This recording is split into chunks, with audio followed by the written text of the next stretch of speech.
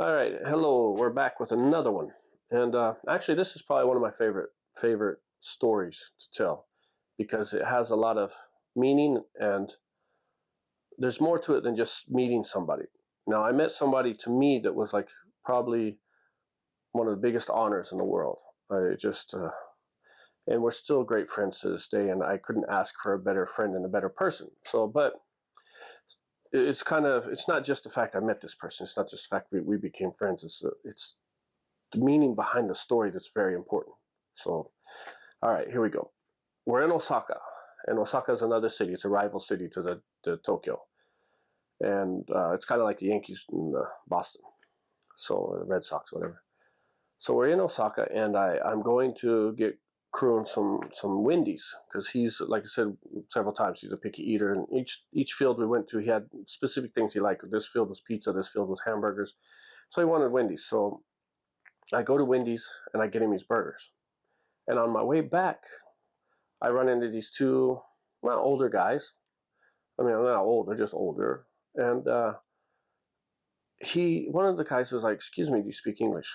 Now, I had been out the night before doing something in Tokyo, and then I woke up. I slept for like 2 or 3 hours. I jumped on the first train and went to Osaka to meet Kroon, and then I'm working. So in Osaka is probably a 3 hour bullet train ride or something like that. So I'm tired, and I'm really not in the mood for anything. I'm just worn out. So these guys said, "Do you speak English?" And of course, in my mind, I was like, "Duh, yeah, I speak English, haha." But I was just like, "Yeah, I speak English. What can I do for you?" So they were like, "Hey, do you know where we can get some tickets to this game? I'm a huge baseball fan. I'm only in Japan for a couple of days. I would love. I heard this was the teams to watch, the rival teams, and I'd love to check it out." So I was just like, "Well, yeah, there's a ticket booth right over there. You just buy the tickets."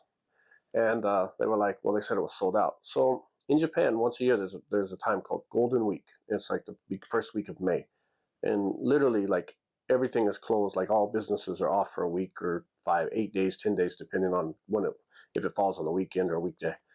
So they just give it's like a vacation week in Japan because everybody works like 6 days a week. So they give them a week off in the middle of the summer. So it was Golden Week, which is, of course, the busiest time of the year. I mean, plane tickets go up twice as much.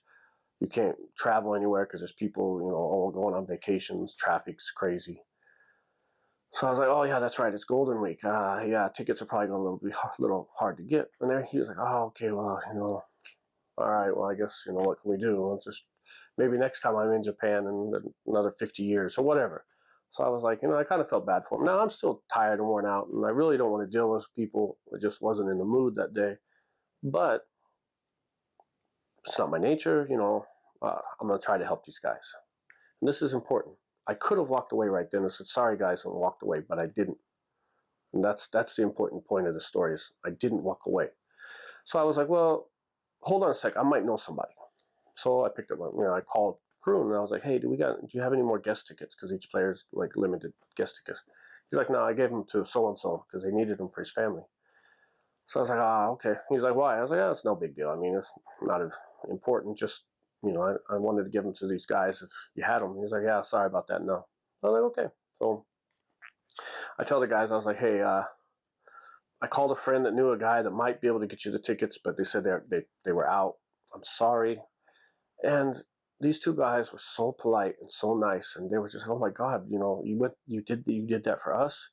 You didn't have to do that." And in America, nobody would have done that. They would just blown us off. And "Thank you so much. Can I buy you some coffee? I know you got food in your hands, but would you like a coffee?" And they were just really nice people, and they were trying to buy me coffee and a Coke or anything I wanted. They're just to say thank you just because I tried. And they're like, "This would never happen, and I just appreciate you trying." And I was like, "You know what? Hold on one second." So I called the team, and I called like the traveling secretary, which is the guy that handles the tickets and stuff. And we had a great relationship. So I was like, "Hey, I'm sorry to bother you. Do we have any guest tickets left?" And he was like, "Well, yeah, I think we have like 6 or 7 maybe." "Well, you need some?" I was like, "Is it okay? Can I get two?" And he was like, "Yeah, sure. Where are you at?" I was like, "I'm at aisle or gate 22.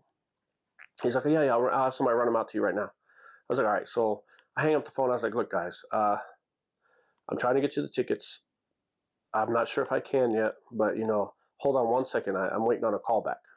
And they're like, no, you don't have to do that. You don't have to do that. And, I was like, well, just hold on. And right there, I see a guy in a Giants uniform come running up, and they hand me the 2 tickets. They're like, here you go. And I take them. I give them to the guys. I was like, here you go. And they're like, what's this? I said, it's the tickets. Go enjoy the game. Have fun. Now, I know Kroon is going to be mad because I got his food and it's getting cold. I'm talking to these guys, so I'm trying to hurry up and go in. And they're like, wait. How much do we owe you? I was like, you don't owe me anything. Just enjoy the game.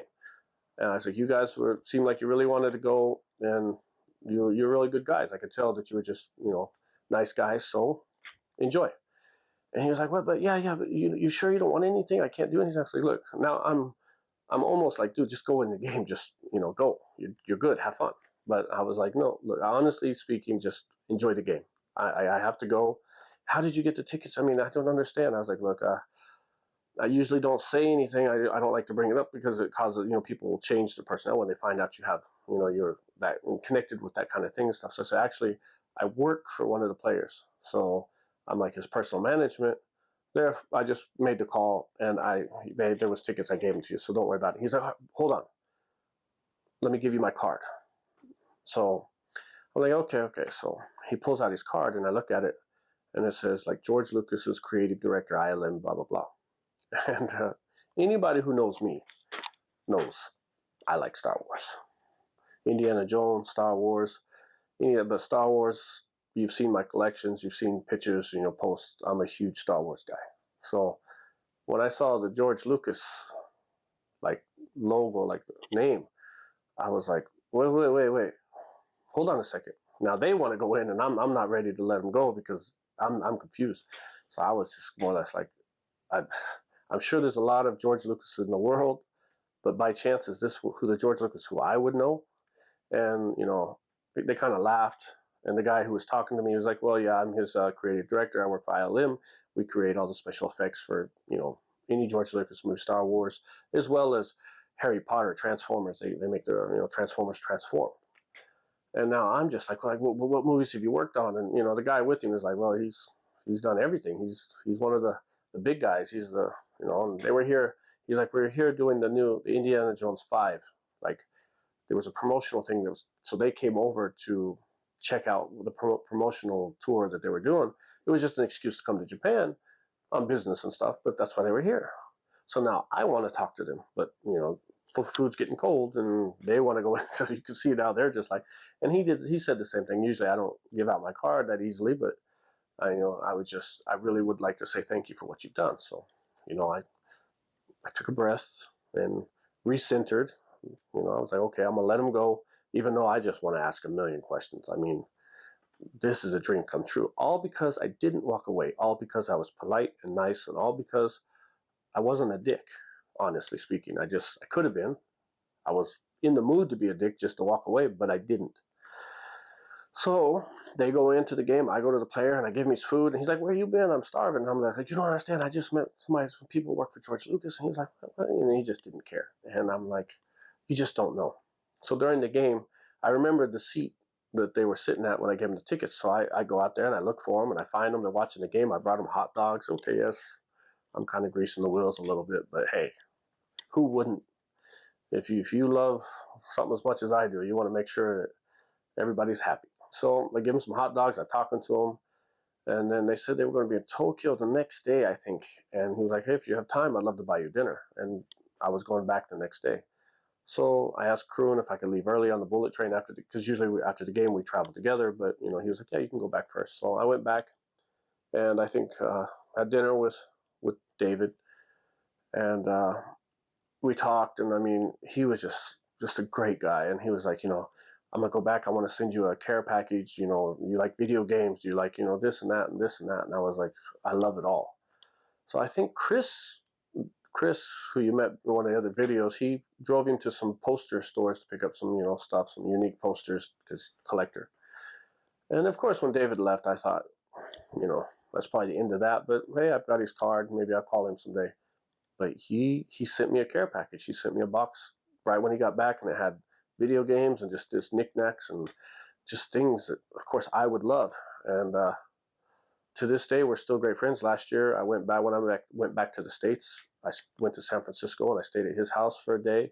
He took me to uh, ILM. I got a tour of ILM, and then I went to George Lucas, the Skywalker Ranch. He took me to Skywalker Ranch. I mean, to me, it's hard to explain. Like if you're in love with NASA or that, and you go to space. I mean, this is my dream. This is like the top of the world to me. To see this stuff, Skywalker Ranch, and it was a surprise. He was like, "I got another surprise." We drive up the mountains, and he takes me to the ranch. We go to ILM, and I meet all the creators and all the people. He shows me Yoda and ET and everything out there. It was just amazing. And like I said, we're still friends to this day. One time I went back for Christmas, and my brother-in-law, he loves Indiana Jones, and I just couldn't find him a gift when I was back there. So I called David, and he FedExed me like T-shirts from the Indiana Jones set or something like that. And I mean, just a great guy. And I'm honored to say we're still close friends, and I will go back and visit him again. He's got I had a great time last year. So that was me meeting somebody that I would have never imagined meeting. But the whole moral of that story is, don't be a dick. You never know who the person is that you're talking to. You never know what they do or who they are or where they're from. It's a small world. I mean, you think it's big, but it isn't. And treat everybody with respect and treat everybody how you want to be treated. And you never know what's going to happen. You might go to Skywalker Ranch too. Just saying. All right, I hope you enjoyed it. It's a long story, but thanks for watching.